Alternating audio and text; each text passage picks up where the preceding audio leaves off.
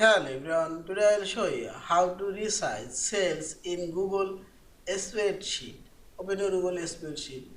I'll increase this cell. You have to increase this cell.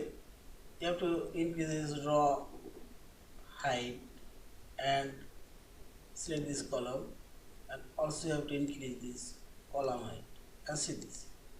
And again click here, and all of this row height and this column height will change. Again, see this, click here and click right button and select and resize the column. And you can set custom column height 150. Now select OK.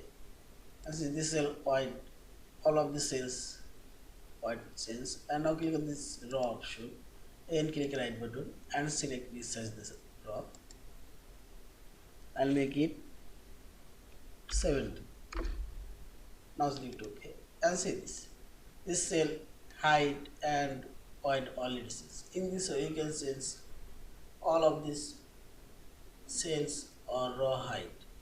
Yeah. Thank you for watching. Please subscribe, like, share and comments.